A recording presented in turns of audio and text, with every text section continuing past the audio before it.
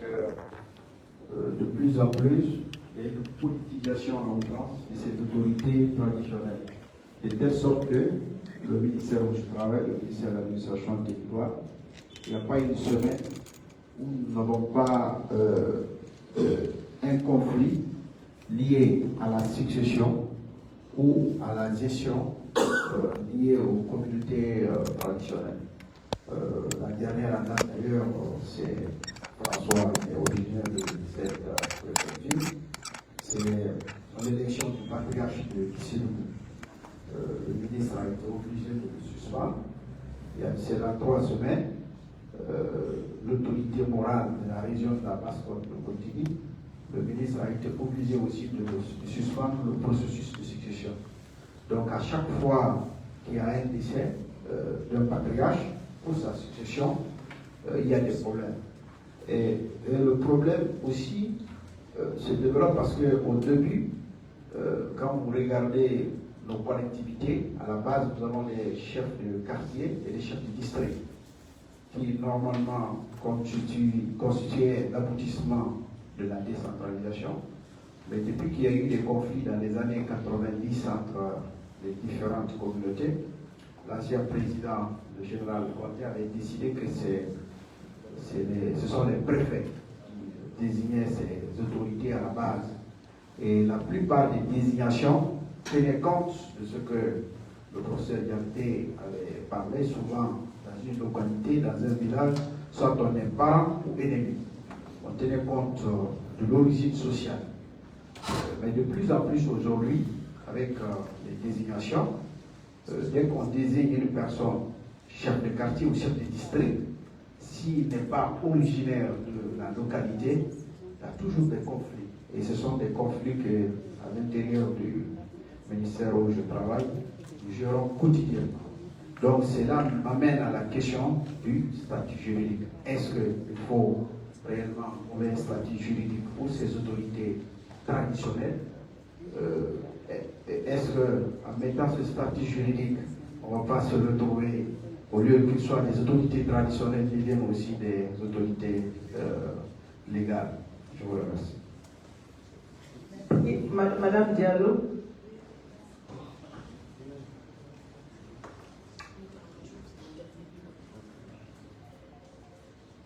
Merci beaucoup. Tout d'abord, je tenais à remercier Gorée Institute pour cette carte de conversation de haute facture et de magnifier la qualité de notre collaboration et la qualité des dispositifs qui sont produits dans ce cadre-là. Je remercie également les panélistes pour les idées très enrichissantes qu'ils ont mis sur la table. Et j'avais des réflexions ou des contributions ou des questionnements parfois, notamment sur cet renforcement de la démocratie, le rôle des acteurs traditionnels dans la stabilité et la cohésion.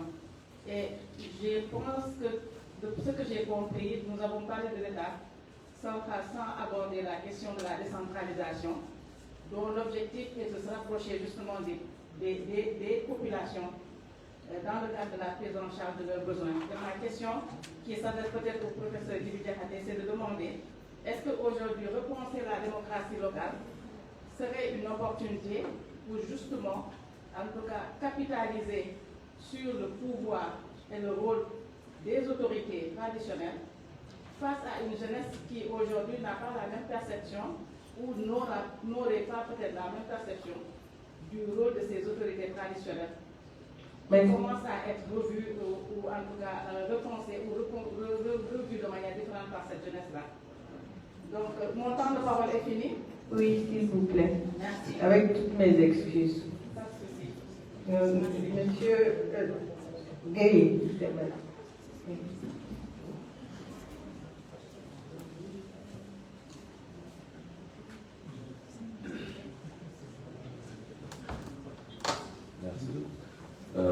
bonjour à tout le monde. Bonjour au professeur Diakhaté et notre exposant, Dr. Serre. Je suis Bougué, député, président de la commission de conseil culturel de l'Assemblée nationale. Professeur, vous avez justement parlé du rôle que jouent nos autorités religieuses et coutumières. Mais ici au Sénégal, je pense qu'on ne tient compte on ne prend en compte que les autorités religieuses. Or, en réalité, les autorités coutumières, c'est eux qui dirigent les communautés. Donc, nous, en base, on peut comparer aujourd'hui à ce qui est devenu l'État moderne. Je pense que mon ami derrière a pris en compte beaucoup de mes préoccupations. C'est-à-dire, ils sont en train de perdre, parce que si on prend de Dabar à maintenant, les autorités religieuses sont en train de perdre leur légitimité compte tenu de certaines de leurs positions ou des attentes que les populations ont du rôle qu'ils doivent avoir compte tenu dans la gestion de l'État. Et je pense que c'est très important à prendre en compte ce point de vue-là. L'autre aspect, leur contribution, mais je rappelle pour le Sénégal également, il ne faut pas oublier le caractère ou la posture républicaine de nos forces de défense et sécurité qui nous a valu cette instabilité que nous avons. Et par comparaison dans beaucoup d'autres pays également, je dis, il faut dire que c'est le rôle souvent que joue l'armée en fait. Parce qu'au Sénégal, on a eu comme traducteur, comment dirais-je, une instabilité ou une stabilité embellie. Certes, mais il faut dire qu'à un pourcentage très élevé, c'est grâce à la posture républicaine de nos armées, qui ne s'impliquent pas sur certaines questions, mais qui sont confrontées à certaines réalités dans le cadre de l'exercice de leur fonction, de garantir la sécurité ou de garantir l'ordre avec tout ce qu'il y a comme instabilité politique. Donc, il ne faut pas oublier ce rôle de l'armée-là. Et je pense qu'il faudrait, dans le cas des réformes, pour l'essentiel des pays, c'est de garantir la réforme du secteur de la sécurité qui est garant également de l'instabilité. Merci beaucoup. Merci à vous. Madame Ayetou.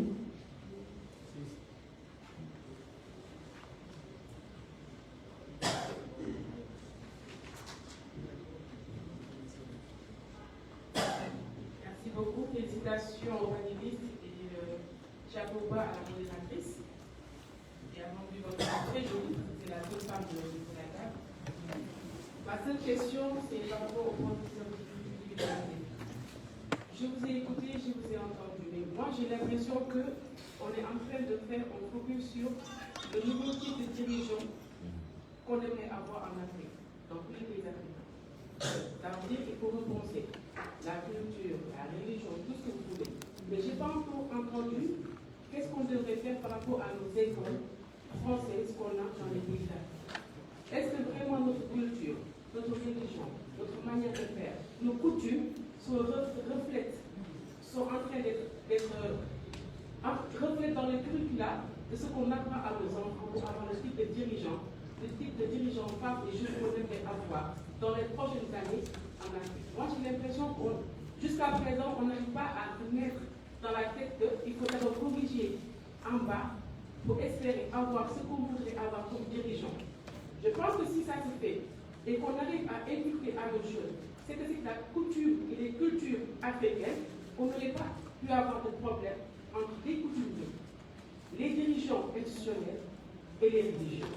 Parce qu'en Afrique, tout est pratiquement prouvé, tout a été déjà fait. On a les meilleures pratiques en réalité, mais est-ce qu'on apprend réellement à nos jeunes quelles sont les pratiques africaines qu'on a depuis le temps? Pour 30 secondes, tout à l'heure, il a parlé du bol. Le bol continue d'exister.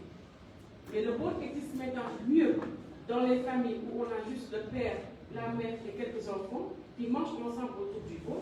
Par contre, ce qui se faisait avant dans les grandes familles, où on avait 3 ou 4 bols, et chaque bol, il y avait des adultes et des jeunes, ça n'existe plus. Dans les grandes familles, il y a toujours 3 ou 4 bols, mais c'est divisé de telle sorte que les femmes que nous sommes puissent avoir la récompense. C'est-à-dire, il y a un grand bol très fourni, très garni pour nos beaux-parents, un autre bol pour les dames, mais un autre bol qui n'est pas trop garni pour les jeunes. Et il n'y a personne pour les apprendre que ce bol-là, c'est ce qui nous appartient à tous et comment est-ce qu'il faut le gérer. Donc je pense qu'il faut revoir les choses, repenser les choses, ramener l'histoire africaine et les coutumes dans nos écoles en réalité. Donc comment il faut faire pour repenser les écoles africaines. Merci beaucoup. Merci beaucoup. Monsieur Kwame.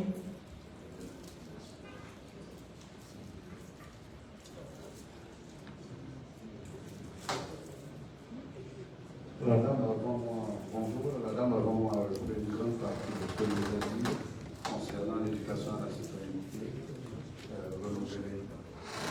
Aussi, j'ai entendu un des panélistes parler des coups d'État comme des facteurs ou des causes d'instabilité. Je crois que je ne suis fondamentalement pas d'accord avec lui. Je pense plutôt que le retour des coups d'État, c'est plutôt le symptôme et non la cause. Je pense plutôt que souvent, le coup humain, il est appelé, il est demandé par les populations comme une brutale refondation politique. Parce que simplement, tous ici, on se mobilise autour de la démocratie électorale. Et en deux mandats, il n'y a plus personne pour assurer, je dirais, la qualité de la gouvernance. Et là, c'est l'un des points que je voulais que d'ici la fin de cette conférence, on retienne comme recommandation. Parce que le mandat, il est bien. Tous les bailleurs, y compris les organisations de la société civile locale, régionale, se mobilisent pour des élections. Alors que on se rend compte de plus en plus dans les recherches de l'inefficacité de la démocratie électorale. Elle n'apporte pas grand-chose, parce que la légalité, souvent, cache la légitimité. Je pense que je peux m'arrêter là, et tous les chercheurs et les esprits dans cette salle comprennent de quoi je veux parler, on pourra le détailler jusqu'à demain. Merci beaucoup. Alors, la liste est close, mais à titre exceptionnel, je vais donner la parole à Dr. Gilles Yabi pour juste une minute.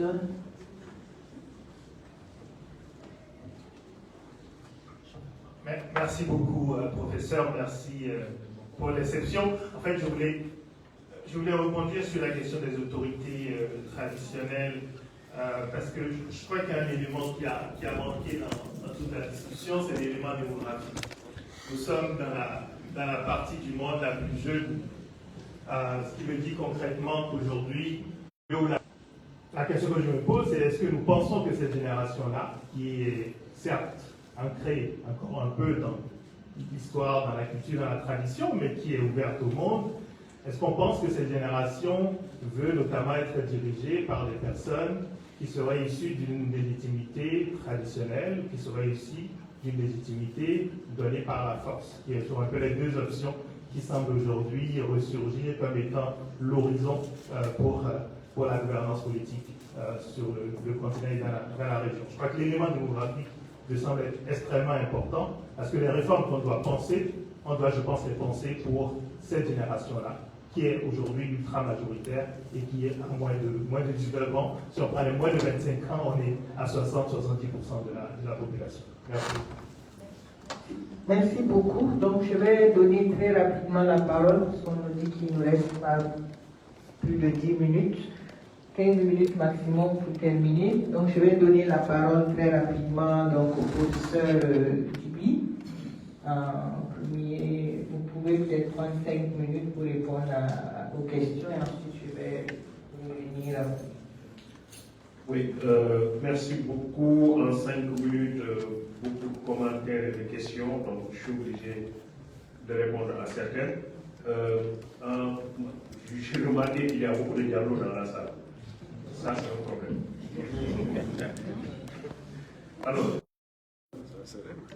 dans les années 68, Pierre Classe déjà, dans les années 68, parlait d'un problème de l'État moderne qui n'est plus en phase avec les attentes des populations. Je crois que mon ami Eliman est revenu sur cette affaire.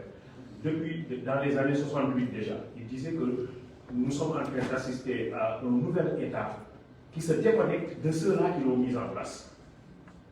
Et c'est pourquoi il y a eu tout le problème des années 68, hein, toute cette vague de contestation des années 68, c'était en fait une contestation de l'État en réalité. Les étudiants français en 68, ils chantaient article 1, il est interdit d'interdire. Et ils disaient article 2, l'article 1 est interdit. C'était une façon de dire que nous sommes contre toutes les formes d'interdit. C'était une forme de révolte contre l'État en réalité. Ils ne se retrouvaient plus dans l'État. Et je crois qu'aujourd'hui, effectivement, c'est une réalité dans les pays où l'État dont nous disposons ne relève pas d'une construction historique propre. Si vous voulez, c'est un État qui nous est venu de l'Occident, c'est ça la vérité aussi. Hein. C'est un État qui nous est venu de la colonisation et qui, des fois, avec ses structures, ses infrastructures, n'est pas toujours en adéquation avec les chaînes des gens. C'est ça aussi. Des fois, il y a un écart, il y a un écart entre les institutions, les manifestations des institutions, les sauts, etc., et les attentes des populations. Vous allez quelque part, on dit qu'il faut enlever le bonnet, parce qu'il y a un seul qui met le bonnet. Alors que celui qui met le bonnet est moins âgé que vous. C'est un problème. Chez nous, c'est le plus âgé qui doit mettre le bonnet. C'est ça aussi. C'est un enfant qui vous demande d'enlever le bonnet. Vous ne vous retrouvez pas dans ça. Mais on dit c'est comme ça. C'est les institutions, c'est les sceaux qu'il faut respecter comme telles. Donc je crois qu'il y a à ce niveau-là tout le problème de la légitimité dont nous avons parlé. Alors, le statut juridique, je crois que j'en ai parlé un peu, il faut aller vers des débats. Moi, je crois qu'il faut aller vers des concertations larges qui impliquent toutes les populations, tous les secteurs de la population, et que ça ne soit pas une décision qui vient du haut. On a parlé des marabouts et de l'extrémisme. En tout cas, pour le cas du Sénégal, je crois que c'est un peu différent. Parce que pour le cas du Sénégal, les confréries sont des instances d'intégration. C'est-à-dire que dans chaque confrérie, vous trouvez des gens qui viennent de milieux différents, d'horizons différents, d'ethnies différentes, de catégories socio-économiques différentes, et qui partagent la même confraternité religieuse. Je crois que c'est un élément qui est très fort, qui fait que moi, civil, je suis avec le militaire autour d'une même confrérie, religieuse. Et ce qui fait peut-être quelque part, c'est pourquoi on a considéré que de ce point de vue-là, les confréries ont constitué au Sénégal, tout au moins, des instances d'intégration et des instances de stabilisation.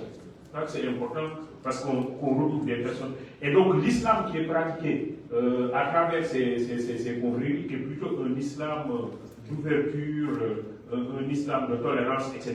Je crois que ça nous éloigne au contraire des formes d'extrémisme. Après, je crois qu'on a parlé de démocratie locale, je suis parfaitement d'accord. Alors pour l'école, je crois que nous avons eu quelque part une crise de la transmission. On n'a pas transmis les valeurs aux générations qui sont venues par la suite. L'école évolue. En fait, qu'on ne me dise pas qu'avant la colonisation, avant l'islamisation, on n'a pas eu l'école. C'est impensable. Il n'existe pas de société sans école. Les premières écoles que nous avions eues en Afrique, c'était la famille. Ah oui, la famille était un lieu où on apprenait le savoir, où on apprenait le métier, le savoir-faire, et où on inculquait à l'individu des valeurs. La famille était une école. Et après, cette famille a été remplacée par l'école, l'islamisation, l'école française. Mais le français, quand il vient avec son école, il laisse loin du village. L'école était toujours éloignée du village. Je vous renvoie à Baldor, le Guito victorien, cet enfant qui se lève le matin et qui fait sa prière. Seigneur, je suis très fatigué, je suis bien fatigué, et j'ai marché depuis le champ du coq, et le bord est bien haut qui met dans l'école. Faites, je vous en prie, que je n'y aille plus. Je veux marcher dans les ravines fraîches, je veux me promener, je veux prendre ma sieste au pied des loups mandiers, je veux me réveiller lorsque là-bas mugit la sirène des blancs et que l'usine verse sur la campagne son lourd équipage neuf.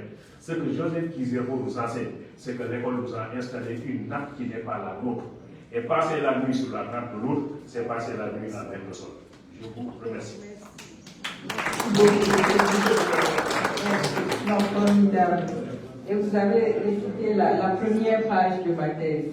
Parce que ce que vous avez récité, c'est ce que j'ai mis en préambule, parce que j'ai travaillé sur les rapports à l'école, j'ai trouvé ce poème vraiment très illustratif. Alors, voilà, je vais très rapidement commencer par la question que Tata Diago a posée, c'est-à-dire la question de la légitimité, qui, à mon avis, traverse les crises que nous rencontrons aujourd'hui. Et pour reprendre peut-être dans une autre perspective ce que le professeur Djibida a dit en parlant d'autorité, en mettant l'accent sur la légitimité, on nous voit un peu la même nomenclature avec une légitimité traditionnelle, une légitimité charismatique et rationnelle légale, qui malheureusement ont été très mal articulées dans la construction de l'État moderne, de la démocratie moderne, et aujourd'hui, de l'évolution de la société vers des modèles qui aujourd'hui sont à cheval entre une transformation à l'échelle mondiale, mais où nous subissons vraiment les ondes de ces sociétés globalisées. Alors, pour revenir un peu sur la question de la légitimité de l'État, je pense qu'Eliman nous avait tout à fait raison. Moi, je pense qu'en fait, nous avons hérité d'un État avec ses institutions et on nous a demandé après de construire la nation. Alors que l'État, dans sa forme moderne, et ses frontières, avec ses élites, avec ses institutions, n'a pas fondamentalement correspondu avec la manière dont nos sociétés ont fonctionné, puisque ces sociétés ont été désarticulées d'abord par la colonisation, avec évidemment des institutions qui nous ont été imposées, les institutions traditionnelles complètement désarticulées, et même parfois les hiérarchies traditionnelles ont été perturbées. Je pense que tous les conflits auxquels nous assistons aujourd'hui sont en partie liés aussi au fait que parfois on a bouleversé les hiérarchies et la contestation, même si elle couvait encore sous les cendres, est toujours restée vivace. Et les moments de crise sont des moments où la mémoire collective ou la mémoire du passé est parfois convoquée pour mobiliser les populations autour d'un idéal de changement et de reprise en main de cette hiérarchie bouleversée. Donc on n'en parle pas assez, mais il y a beaucoup de choses qui se passent, et peut-être même dans le processus de démocratisation à réveiller ces velléités-là. Et l'autre élément, c'est que, bon, l'État moderne, évidemment, s'est installé, mais peut-être qu'il faudrait réfléchir. Il n'a jamais... il a été faible, c'est vrai, mais je pense qu'on a assisté à une sorte de bricolage, puisque l'État, même dans sa forme rationnelle légale, n'a jamais fonctionné de manière autonome. Elle a toujours essayé de s'accommoder, mais en reprenant certains éléments qui existaient déjà, y compris le politique charismatique ou traditionnel, dans une matrice qui lui permettait de fonctionner de manière optimale. C'est pourquoi j'ai toujours contesté l'idée qui est toujours avancée en disant bon, nous avons des États faibles, des États absents. Je pense que l'État a toujours gouverné par procuration, en s'appuyant parfois sur des autorités traditionnelles. Regardez le cas du Niger, le cas du Mali, le Améron local ou les autres autorités traditionnelles, mais ont toujours été des relais sur lesquels l'État lui-même s'est appuyé. On parle du contrat social sénégalais, mais le marabout, qu'est-ce qu'il était dans le dispositif étatique? Même si on n'a pas envisagé cette collaboration de manière formelle, mais le marabout a toujours été là, même s'il facilitait à un certain moment aussi la domination des élites classiques, qui évidemment s'appuyaient sur lui pour faire passer un certain nombre de lois, on connaît un certain nombre de mesures, mais ça a toujours existé. Mais moi, le problème majeur que je vois et qui est à l'origine de tout ce que nous avons évoqué tout à l'heure en matière de sécurité et d'instabilité, c'est surtout cette bifurcation entre deux types d'élites, une élite francophone qui a été formée à l'école française et une autre élite arabo-islamique qui malheureusement aujourd'hui ne trouve pas un ancrage dans les institutions formelles traditionnelles légales. Et cette dualité n'a pas commencé aujourd'hui. Depuis la période coloniale, nous avons vu cette tension-là exister, sous forme de résistance parfois à la pénétration coloniale, mais aujourd'hui sous forme de résistance à une élite francophone ou arabe qui est partie à l'école française ou l'école britannique, si vous voulez, et qui est en train de contester cette légitimité-là. Boko Haram n'est rien d'autre que la contestation de l'école française, mais à travers l'école française, Boko qui est arabe, mais toute l'élite qui est sortie de cette école qui a gouverné ces pays depuis l'indépendance. On voit la même chose ici au Sénégal avec une élite arabophone qui, malheureusement, du fait qu'elle parle arabe, ou n'a pas été formée à la langue française, qui est la langue officielle, se voit exclue de toute possibilité de mobilité sociale et d'ascension sociale. Les formes de contestation, qu'elles soient militaires ou même les formes de contestation des institutions démocratiques elles-mêmes, procèdent de cette remise en cause de tout ce que nous avons hérité comme nomenclature ou architecture institutionnelle. Au Mali, on a vu par exemple la loi sur les femmes, on a vu par exemple au Niger la contestation de la loi sur la laïcité, ou au Sénégal encore, où le débat se pose encore, mais en vérité, c'est cette dualité entre des élites qui reproduit. C'est vrai qu'aujourd'hui, on va faire des réformes du système éducatif en introduisant l'enseignement arabo-islamique, c'est bien, mais il faut encadrer pour que cela ne dévoile pas aussi et laisse la porte ouverte à des formes d'influence exogènes qui peuvent davantage déstabiliser nos. Mais je pense qu'il faut aller vers ces réformes-là et éviter que d'autres élites sortent et contestent l'État, comme ce fut d'ailleurs le cas de Koufa, qui remet en cause l'État parce qu'il a reçu une autre éducation. Et pour terminer, le cas du Sénégal, mais la contestation n'est pas plus loin. Le modèle d'État, ceux qui sont d'État, mais ils ne reconnaissent pas l'État légal, ils ont un parcours différent. Quand ils terminent, ils n'ont pas de possibilité d'accéder aux fonctions formelles. C'est des réseaux de solidarité qui les récupèrent. Ils sont dans le commerce informel, ils ne payent pas les taxes, mais c'est une forme de contestation, de subversion de l'État lui-même. Et je pense qu'aujourd'hui, il y a lieu d'aller vers une réflexion en profondeur sur comment on transmet les valeurs, comment on construit la citoyenneté, mais on ne peut pas continuer à fonctionner avec cette société bifurquée entre les francophones, les arabophones ou les arabo-islamiques, les autres regardent vers l'Occident, les autres vers l'Orient, et on est dans une sorte de confusion totale qui aussi se manifeste sous des formes de contestation de l'État avec toutes les ramifications que nous connaissons aujourd'hui, y compris sécuritaire. Je vous remercie. Merci beaucoup. Dernier panéliste. Oui, alors, donc juste apporter des éléments de réponse, mais souvent la phrase qui me vient lorsque M. Bodian a déjà évoqué ses observations, ces réponses, souvent on dit que les institutions demeurent, voilà, les hommes passent, mais souvent qui fait ces institutions, c'est les hommes. Alors, pour te dire que la problématique est profonde, c'est une question de moralité. Et souvent, ce que nous avons constaté, même ces réformes dont on parle, réformes institutionnelles, sont souvent source d'instabilité politique. On entend des réformes de la Constitution, ça crée une instabilité politique. Donc je me dis que c'est au-delà peut-être voilà, des questions de réforme par rapport à la moralité. Parfois, on a bien vouloir de réformer. Est-ce que nous sommes sûrement en train de faire de bonnes réformes en quelque sorte? Parce que déjà, quelqu'un l'a dit, et moi, c'est quelque chose que je crois. Les militaires ne peuvent pas entamer des réformes, ça il faut le dire. Sinon, on n'est plus dans un état. Les militaires assurent une transition et préparent un cadre de dialogue pour assurer des bonnes réformes. Et si on part dans un état où les militaires sont censés peut-être gérer la sécurité, la défense, et ces militaires abordent des questions de réforme, ça pose problème. Alors, et donc, pour que maintenant ces réformes puissent être durables dans le temps, le premier critère de réforme, madame, c'est le critère d'appropriation. Et cette appropriation, il faut que des choses soient faites dans l'inclusion totale. Et pour cela, il faut du temps. Pour cela, il faut du temps. Et ce temps-là ne peut pas être commandé avec le temps de la transition. Alors, l'autre chose, c'est, j'entends peut-être, voilà, la dualité institutionnelle, les institutions formelles, on appelle les institutions formelles, pour te dire une petite anecdote. Ma thèse, je l'ai commencé sur la dualité institutionnelle, c'est-à-dire les institutions formelles et les institutions informelles. Et ce qui m'a un peu découragé, moi, je n'avais pas les données pour quantifier ce qu'on appelle les institutions informelles. On ne peut pas quand même les quantifier, elles sont observables et elles peuvent sur la société ces institutions. Donc c'est problématique. Alors pour dire, est-ce qu'il n'y a pas lieu quand même de repenser en quelque sorte notre démocratie pour dire tropicaliser en quelque sorte la démocratie? Tropicaliser, faire ce qu'on appelle une démocratie en eau chaîne. Parce que quand même, l'institution, les institutions, quoi qu'on puisse dire, l'ancrage est plus culturel.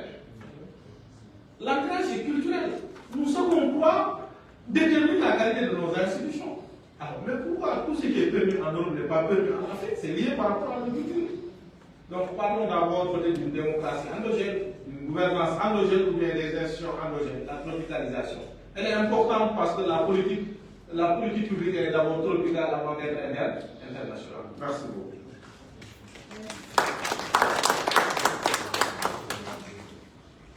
Merci beaucoup pour la précision des réponses. Je pense que nous avons largement débordé et on ne va pas se permettre de faire un résumé qui va tirer en long. On a tiré beaucoup de substance de ces différentes communications-là. Les débats sont lancés, peuvent se poursuivre autour des tables et même au-delà. Et je pense que ça donne aussi à Gorée Institute voilà, la possibilité de réfléchir peut-être sur des formats d'échange qui soient beaucoup plus productifs voilà, que ces 10 minutes, 15 minutes d'échange. Et je voudrais ici, si vous me le permettez, qu'on puisse ensemble remercier les panélistes pour leur brillante intervention. Remercier donc Gorée Institute pour cette opportunité. Et je vais terminer en revenant sur l'histoire du bol. Qui a été vraiment commenté ici. Et je me souviens que dans ma petite carrière en tant que membre du Haut Conseil pour la réconciliation et l'unité nationale au Burkina, on avait été rendre visite au chef suprême des Bostis, le Moro Naba, et je lui avais moi-même posé la question sur qu'est-ce qui ne va pas, qu'est-ce qui fait que nous allons dans tous les sens. Et il avait pris le symbole du bol pour nous expliquer pourquoi. Et il avait dit dans la salle, en nous regardant, vous êtes tous responsables de ce qui se passe aujourd'hui. Vous, en tant que mère, vous, en tant que père, vous, en tant que... Parce que justement, on a failli dans ce qu'il appelle la transmission des valeurs. Et il a dit, le bol que vous voyez était très symbolique. Et pour aller au-delà de ce que vous avez dit, il a dit, c'est vrai que quand on a le bol, Chacun mange devant lui, mais vous touchez à un grain ou à une partie de la nourriture que vous ne prenez pas. Mais vous frôlez. Et quand vous frôlez, c'est votre voisin qui prend. Il dit qu'il y a une forme de transmission il y a une transmission mystique qui se fait, qui fait que demain, c'est votre frère avec qui vous avez mangé. Vous ne pouvez pas prendre un couteau contre lui parce que vous avez touché un grain, il a touché un grain que vous avez mangé. Et il a dit, vous avez très mal compris le principe de manger à table que le blanc a amené. On a tous dit on mange à table. Il dit, quand on dit en Afrique qu'on mange à table, ce qui est commun, c'est la table. Parce que le repas est sur la table, sinon on ne mange pas à table. Parce que le repas est sur la table et chacun va se servir et il va dans son coin pour manger. Papa devant la télé, maman de l'autre côté. Mais on dit on mange à table parce qu'on a une table où on met le repas. Il dit chez le blanc, quand on dit qu'on mange à table, on mange à table. Le repas est sur la table, on est tous assis autour de la table. Personne ne se lève avant la fin de la nourriture. Et on sait qu'il y a 1 heure pour manger. C'est pas que je mange à 14h, l'autre à 16h, mais qu'il y a juste la table. Et il a dit pour terminer, vous voyez, quand vous sortez, vous dites que vous allez travailler. Ce sont des espaces, mais vous confondez les espaces. Parce que vous avez le papa qui rentre à 18h, il finit le travail à 18h, mais il dit que pour se relaxer, il va prendre un verre avec ses copains, et il rentre à 22h, les enfants sont couchés. Il le fait jusqu'à dimanche, jusqu'à vendredi soir, mais dimanche, il va avec les copains, il rentre, et des fois, il rentre avec des maux de tête parce qu'il a 2 ou 3 verres de trop dans le nez. Et ça se passe comme ça. À quel moment on transmet? À quel moment l'enfant, le garçon, parce qu'avant, il y avait justement cette possibilité de suivre le père pour voir ce qu'il fait. Mais un père qui est dehors du lundi au dimanche et qui est dans des espaces dans lesquels ses enfants ne peuvent pas y accéder, quel est l'espace de transmission qu'ils ont en commun? Donc on se questionne tous et toutes sur notre pratique. Quelle est la génération qui a failli dans la transmission pour que ça se répète? Parce que aujourd'hui, si on ne peut pas transmettre aussi ce qu'on n'a pas reçu. C'est ça la question qu'il faut se poser. Donc je voudrais ici m'arrêter là. On pourra toujours discuter du bol, comme autour du bol qu'on va partager tout à l'heure. Peut-être qu'on va à la table. Peut-être qu'on va avoir l'idée de manger dans la même assiette, Maman Diago et moi, et pour que je puisse avoir les valeurs. Je voudrais rappeler aux panélistes que vous avez l'obligation de produire des articles sur les communications qui sont là. Et aussi, je pense qu'il y a un délai que le docteur Latier va nous donner. Peut-être dans 1 semaine, on devrait rendre les communications qui vont être beaucoup plus fournies et qui vont nous permettre aussi de mieux comprendre beaucoup de choses que vous n'avez pas pu dire en 10 minutes. Donc nous allons nous retrouver ici à 14h45 après avoir